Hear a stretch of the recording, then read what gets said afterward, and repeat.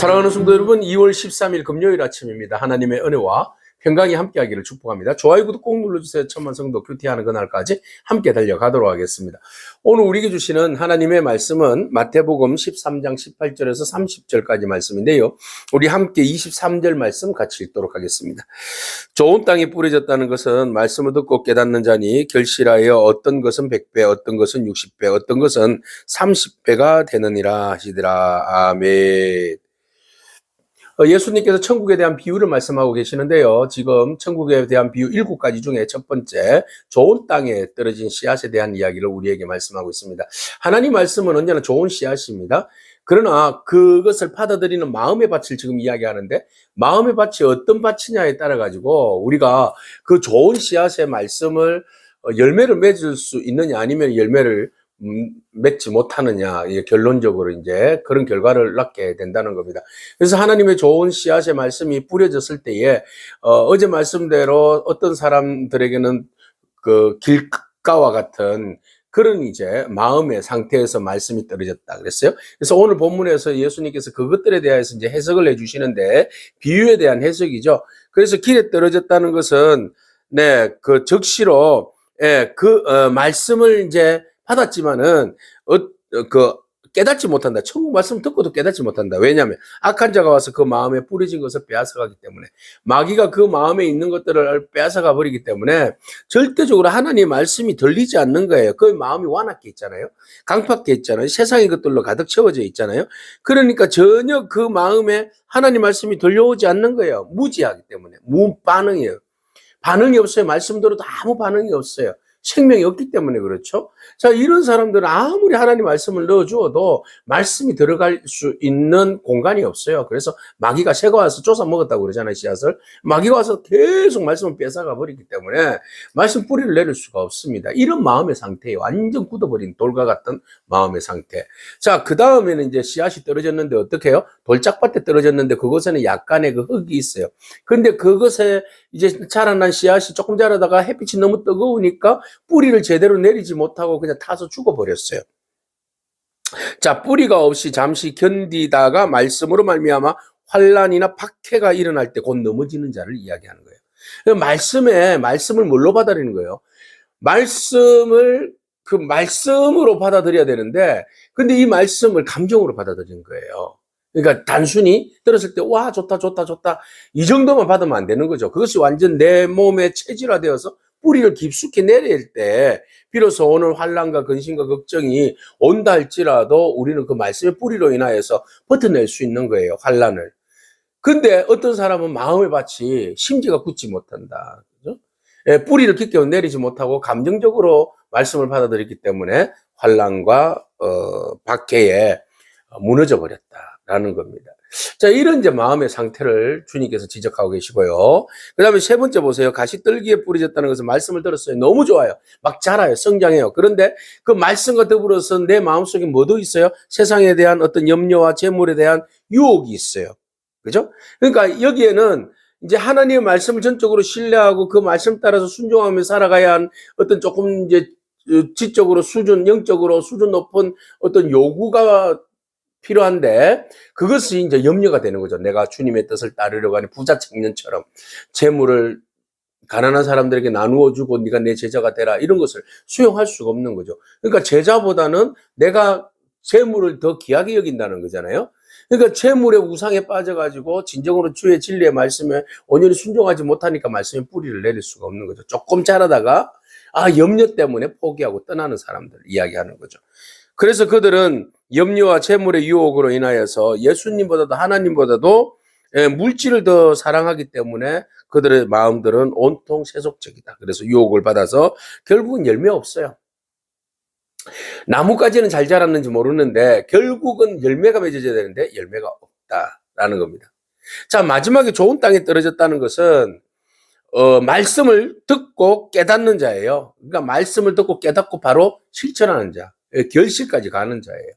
이런 사람이 진정으로 좋은 씨가 좋은 땅에 떨어져서 좋은 열매를 맺게 된다라는 겁니다. 그래서 그 좋은 말씀의 씨앗이 얼마나 이게 범위가 큰지 30배, 60배, 100배의 열매를 맺게 하시는 능력이에요.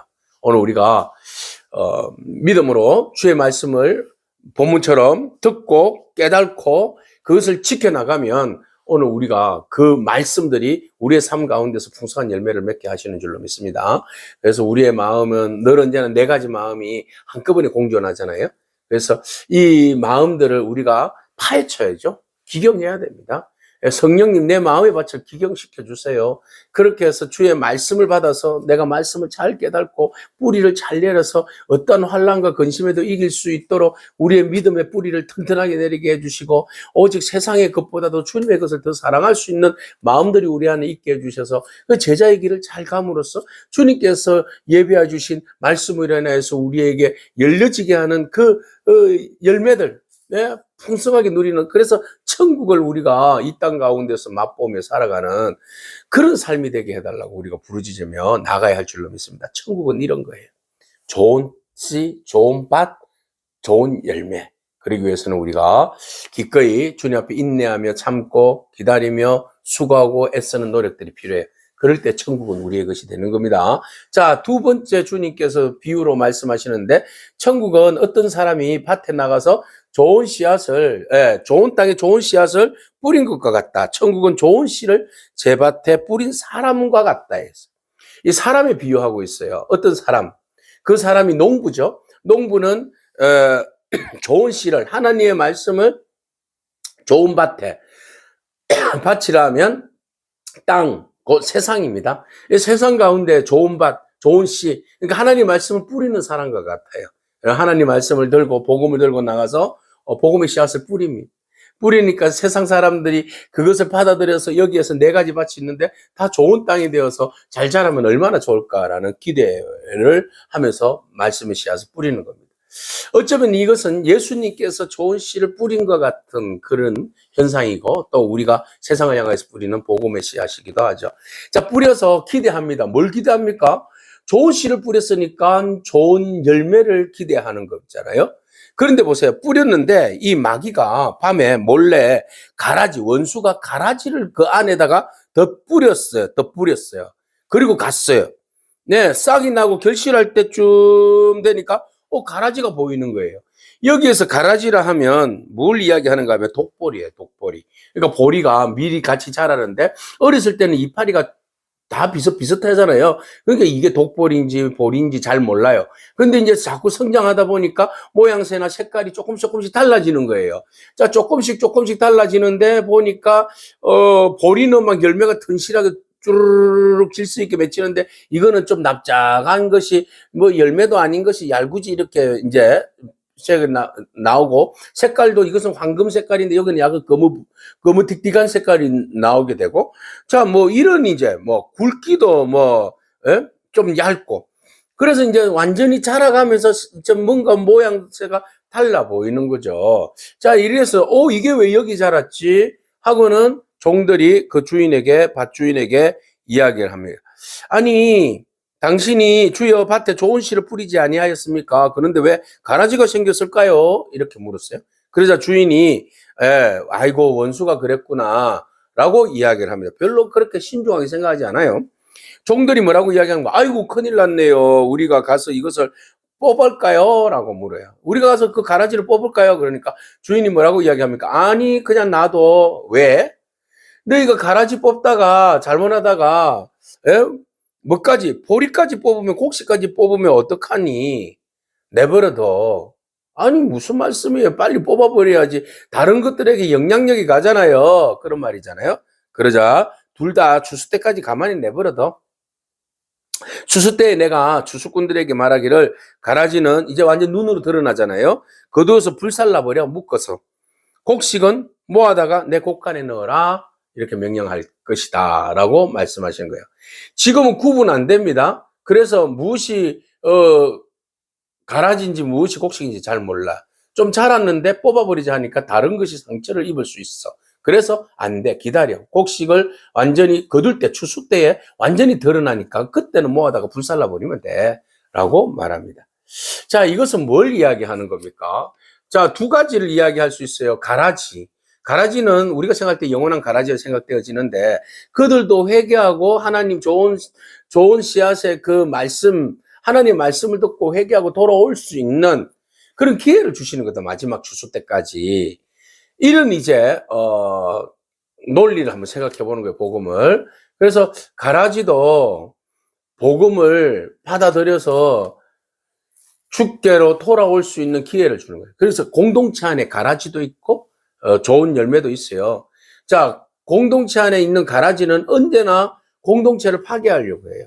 그 공동체 좋은 나무의 열매들이, 씨앗들이, 곡식들이 잘 자랄 수 있도록 지금 열심히 자라고 있는데 그곳에서 불평하고 불만하고 다른 사람들을 이간하고 그래서 공동체를 완전 힘들게 만드는 그런 요소들이죠. 그러니까 빨리 그 사람들 뽑아내고 싶어요. 그죠? 예. 그런데 중요한 것은 뭔가 하면 이들도 돌이킬 수 있는 기회를 주고, 그 다음 중요한 것은 너희가 지금 좋은 땅에 떨어진 씨앗인데, 너희가 좋은 땅인데 지금 가라지 신경 쓸 때가 아니라는 거예요. 이 초점은 여기에 있어요. 가라지를 신경 쓸 때가 아니라 지금 너희들대로 충실하게 지금 열매를 튼튼하게 맺어야 할 때다라고 말씀하시는 거예요. 우리가 가라지 신경 쓰다 보면, 예? 우리 스스로가 영적으로 성숙하고 자랄 수 있는 그 기회를 놓쳐버려요. 너무 가라지 쪽에 왜 저래. 그러다 보면은 나까지 왜 저래가 되는 거예요. 분별력은 필요해요. 그죠? 아, 저렇게 하는구나. 저건 옳은 방법이 아닌데 하나님께 기도하면서 우리가 더욱더 성실하게 좋은 씨앗으로 자랄 수 있도록 추수 때까지 내가 온전할 수 있도록. 네. 악의 형통함을 보는 그런 상황 속에서, 내가 그냥 악에 휘둘리지면 안 되잖아요. 그러니까 내 자신을 지키고 마지막 승리할 때까지 내 자신을 바라보면서 주님 신뢰하면서 나아가는 믿음이에요. 예, 세상의 불의 앞에서, 왜 세상이 저렇지? 가라지들이 왜 저렇게 하지? 너무 낙심할 필요가 없어요. 결국은 마지막에는 가라지는 불태워지게 되어 있어요. 그죠? 지금은 그 가라지가 막 세상을 막 뒤집는 것 같고, 막 그 곡식들을 다 그냥 삼키는 것 같고, 곡식이 자라야 할 자리를 다 차지하는 것 같고, 더 무성하게 보여지고, 더 힘이 있어 보여지지만, 여러분, 결국은 심판 때에 다 그냥 불살라 버려질 겁니다. 그러니, 우리는 마지막 심판 때에, 추수 때에 더 좋은 열매로 하나님 앞에 나가야 되지 않겠습니까? 그래서 농부는, 씨를 뿌리되 가라지도 그냥 내버려 두는 거예요. 예, 그 내버려 두는 건 방관이 아닙니다. 그냥 내버려 두는 게 아니라 마지막 심판 때에 그들이 심판을 받고 좋은 열매는 더 좋은 곡식으로 자라게 하기 위해서 튼튼하게 자라게 하기 위해서 구분하는 겁니다. 구분. 그죠? 그래서 여러분 힘들더라도 내 옆에 가라지가 있어. 예. 그래서 독보리가 있어.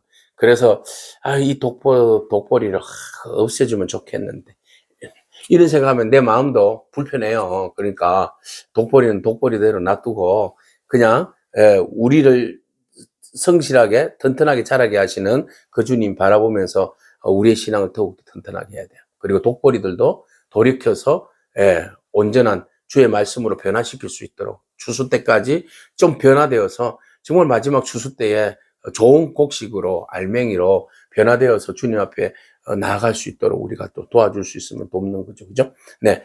그래서 주님은 우리에게 언제나 하나님 말씀을 받았을 때 마음의 상태, 먼저 상태를 바라보시고 그 마음의 상태가 우리로 하여금 언제나 인내하면서 열매는 반드시 드러나게 돼 있어요. 그죠? 예. 그래서 우리에게 있어서 반드시 어떤 승리는 결과적으로 오게 되어 있습니다. 그래서 너무 독보리로 인하여서 가라지로 인하여서 상심해 말고 오늘 우리에게 주어진 시간들과 환경 속에서 최선을 다하는 그런 저와 여러분이기를 축복합니다. 아멘. 기도하겠습니다. 주님 감사합니다. 언제나 우리들을 사랑하시고 또 우리의 마음 가운데 하나님 생명의 말씀을 심어주셔서 그 말씀이 잘 자라서 어떠한 환경 가운데서도 넘어지지 않고 신앙의 뿌리를 잘 내려서 하나님 기뻐하시는 좋은 열매를 맺게 하시는 주님 감사합니다. 천국을 살아가는 주의 백성이 천국의 열매를 맺게 하여 주시옵소서. 하나님, 우리가 천국의 열매로 자라는 가운데 또 우리들을 불편해하게 하고 우리의 신앙을 좀먹으려고 달려드는 독버섯과 같은, 독보리와 같은 그런 존재들이 우리 신앙 공동체를 흔들고 있습니다만은, 주님께서 우리의 믿음을 더욱더 담대하게 하여 주시고 마지막 때에 그들을 심판하시고 주의 백성을 온전케 하시는 주님을 바라보며 믿음으로 승리하며 나아가는 저희들의 삶이 되어질 수 있도록 주님 인도하여 주시옵소서. 악한 것들이 형통해 보이지만 결국은 하나님, 그들은 심판을 받을 것이며 의의 사람들은, 믿음을 지킨 의의 사람들은 마지막 승리하게 되는 그런 천국에 참여하게 되는 그런 은혜를 누릴 터인데, 하나님, 우리가 그 소망을 바라보면서 믿음으로 어렵고 힘든 이 시간들을 잘 이겨낼 수 있도록 축복하여 주시옵소서. 예수님에게 하신 이름으로 기도합니다. 아멘. 오늘도 믿음으로 승리하길 축복합니다. 아멘.